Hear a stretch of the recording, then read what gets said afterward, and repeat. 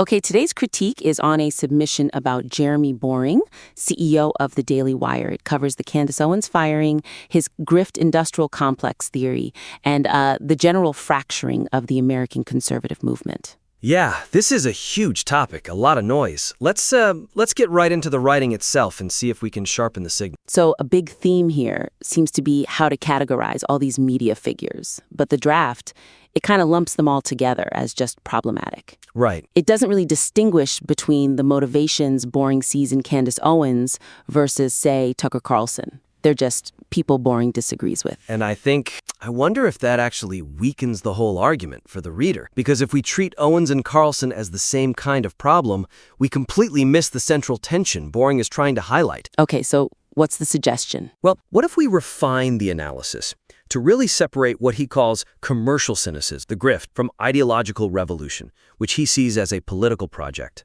That's a crucial distinction. And it feels like the listener has all the quotes for it, but they just haven't been synthesized. It all just reads like a list of troublemakers in Boring's eyes. Exactly. And the risk is you overlook the source of the disruption. Like, the listener needs to zero in on that anecdote where Boring asks Owens what she believes. Oh, right. And her reply, "I believe what the people believe." For Boring, that's it. That's audience capture as a virtue. It's purely commercial.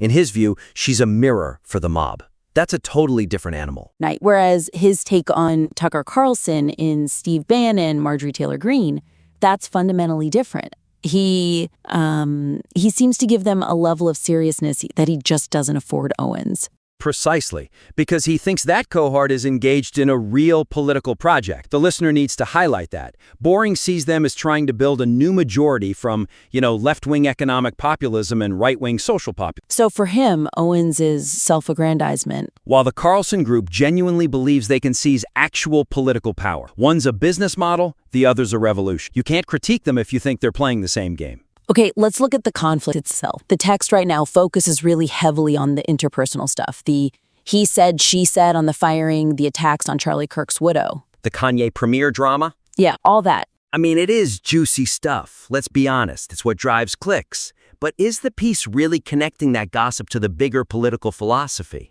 That's the question. Focusing on the gossip, it just trivializes the whole argument Boring is trying to make. It turns a war for the soul of a movement into, like, an HR dispute. So I like the detail, but it feels small. How does the listener take these text messages and make them about, Western civilization?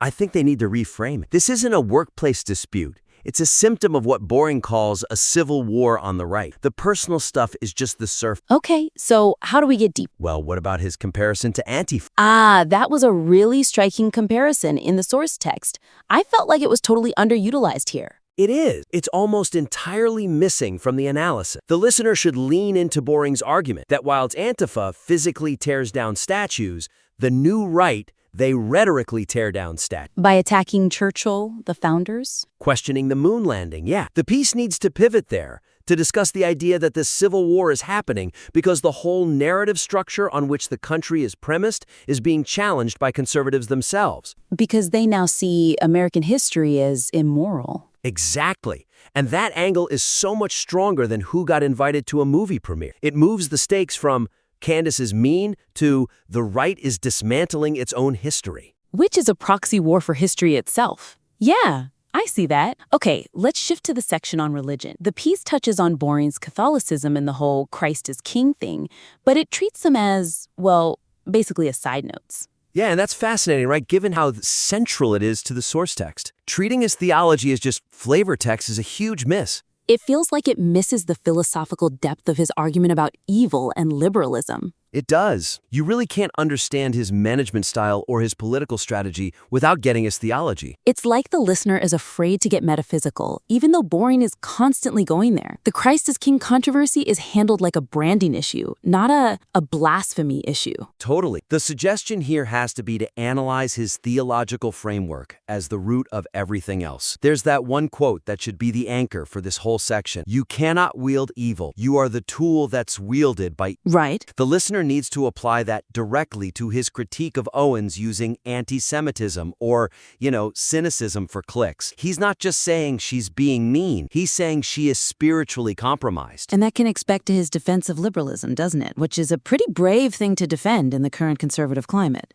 It does, and that's where all the nuance is lost in the current draft. Boring is pushing back against the new right, saying liberalism is the problem. He says the original sin isn't class or liberalism, it's actual, original sin, pride, the fall. So he's defending liberalism as human freedom. As human freedom, which he sees as consistent with the gospel. And with Christ as king, the listener has to use Boring's specific critique that using it as a tribal rallying cry to exclude Jews is literally using the Lord's name in vain. This elevates the whole thing from a political squabble to a theological dispute. A heresy trial, almost. Okay, let's talk star power. The piece discusses charisma, but it doesn't really connect it back to Boring's business philosophy. Right, it says she has star power, but the why that matters is missing. The draft acknowledges Boring thinks Owens is incredibly talented. The most talented person he's ever met, he says. Exactly, but it doesn't explain why he sees that talent as dangerous without guardrails. It treats talent as this unalloyed good,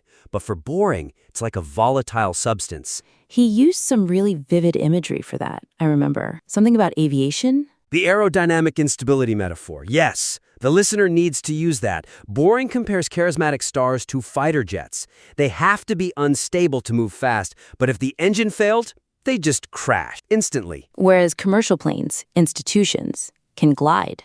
They're built to glide. That metaphor perfectly explains his view of the Daily Wire versus an independent influence. One is built for longevity, the other for speed and combat. And that links to the grift industrial complex. Yes, and it connects to why people like Owens or Nick Fuentes get categorized as entertainment or clown. They lack that institutional stability. And the listener included the rhetorical pornography quote, but didn't analyze it. Right, just dropped it in there. They need to explain why he uses that term. It's not just an insult. He means it titillates, it stimulates, it gives you a dopamine rush. It's slightly naughty, all for clicks, just like real pornography. It's a critique that this kind of commentary is, well, it's masturbatory, not reproductive. It doesn't build anything. Okay, moving on. The submission is really heavy on Boring's complaints, but it feels pretty light on his proposed solutions. Yeah, that's a good point. It leaves you with this view of a totally fractured landscape, but it doesn't show what Boring actually proposes as the alternative to just burning it all down.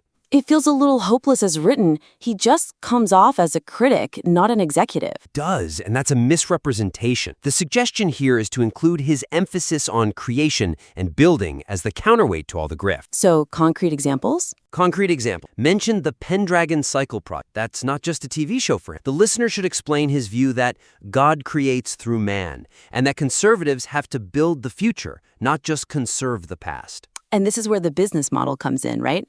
The for-profit versus non-profit decision. Absolutely. The listener needs to dig into the logic. He argues the left uses for-profit engines to change culture, while the right just relies on donors. He makes that it's very easy to criticize culture, it's very hard to make culture. The piece needs to show that his solution is building alternatives, not just winning arguments on Twitter. Without the building, you just have the demolition. Exactly. Okay, last point. This section on social media, it feels completely tacked on at the end, almost like an afterthought. It's wild, right? Because Boring basically blames social media for everything we've just been talking about. The weakness is treating it as a separate topic instead of the cause of the grift industrial complex and the Civil War. It needs to be the through line, not the footer. It's the water they're all swimming in. It is the water. So the advice is to integrate that critique throughout the entire piece. Use his comparison of social media to the printing press, a disruption that leads to sectarian violence, or, in this case, political polarization, before society can adapt. There was that image of the child smoker, too, that really seemed to capture his pessimism. Yes, cite that line. The 12-year-old on a street corner with a cigarette. He uses that to show we're in this totally unregulated, harmful era of tech. He says he'd rather his daughter smoke than use social media. Wow. The listener has to connect that dopamine loop directly back to the audience capture from our first point. The reason Owens believes what the people believe is because the algorithm rewards it. Social media isn't a side topic. It is the terrain on which this civil war is being fought. So, to recap, the feedback really boils down to restructuring the narrative. The listener needs to move beyond the gossip and frame the piece around this ideological civil war. Yep. You have to clearly distinguish between the grifters, the audience capture, and the political revolutionaries. like Tucker. You need to integrate the theological arguments about wielding evil as the moral framework, and then frame social media as the engine that's driving all this chaos. And once those structural beams are in place, the piece stops being a recap of podcast drama and starts being a serious analysis of political philosophy in the digital age. We invite you to resubmit the work once these thematic connections are strengthened. That's all for this critique.